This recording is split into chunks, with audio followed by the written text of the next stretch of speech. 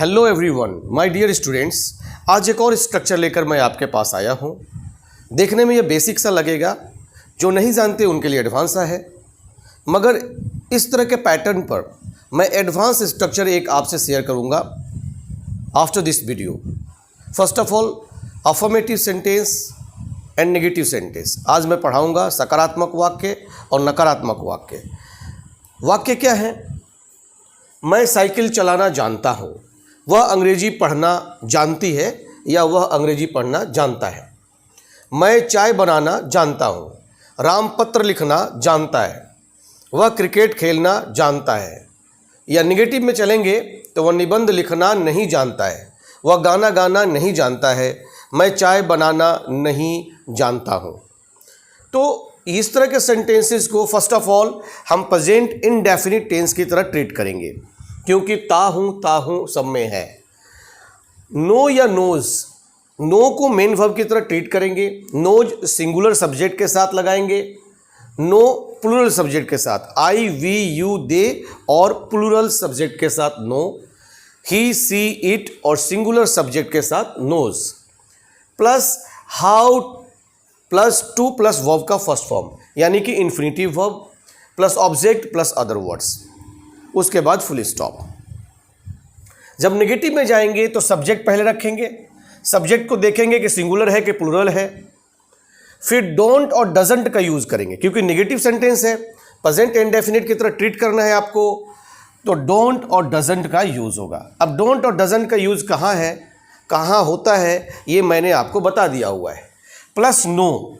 अब नो को नोज नहीं लिखेंगे, क्योंकि हम जानते हैं कि जब भी डू नॉट, डज नॉट या डिड नॉट की बात आती है, या डू, डज और डिड की बात आती है इंटरोगेटिव सेंटेंस में भी, तो वर्ब का फर्स्ट फॉर्म ही फॉलो करता है। डू, डज और डिड वर्ब का फर्स्ट फॉर्म फॉलो करता है। नो के बाद how plus to plus verb one plus object plus other words plus full stop को लिखेंगे।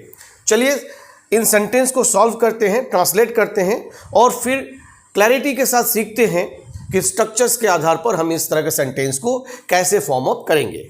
मैं साइकिल चलाना जानता हूँ, तो पहले आई सब्जेक्ट है, फिर सब्जेक्ट के अनुसार नो या नोज। आई के साथ क्या लगेगा जी? I know. फिर how, to plus verb one, या वर्ब वन क्या है? साइकिल चलाना। I know how to ride a bicycle. BICYCLE, bi B Y मत लिख दीजिएगा, बाईसाइकिल का BICYCLE, bicycle. I know how to ride a bicycle. वह अंग्रेजी पढ़ना जानती है, मतलब जानती है, मतलब गर्ल चाइल्ड की बात हो रही है। सी के साथ नोज लगेगा। She knows how to read English.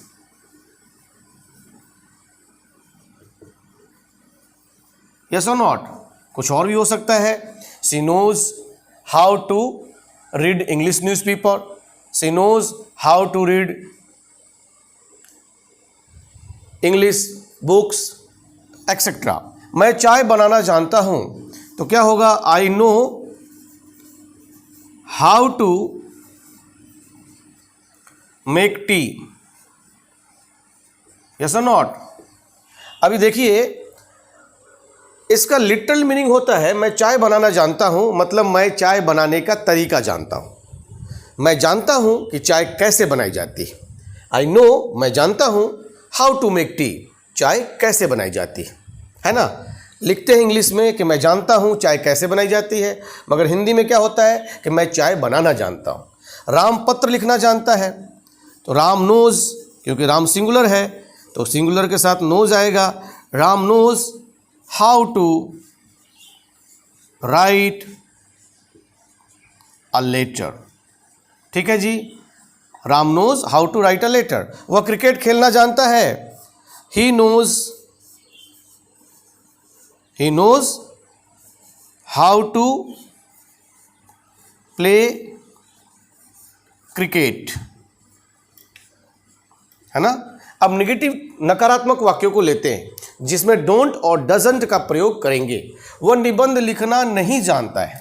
तो ही के साथ does not, he doesn't. Contraction के साथ हम बोल रहे हैं he doesn't.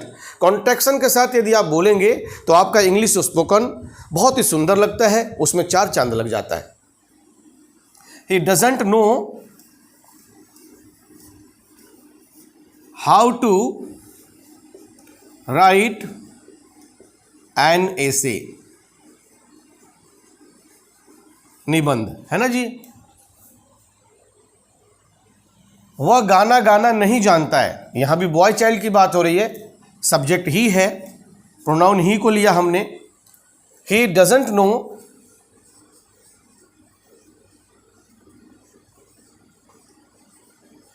How to sing a song, ठीक है जी। He doesn't know how to sing a song, मैं चाय बनाना नहीं जानता हूं, तो आई के साथ डोंट होगा। I don't know how to make T,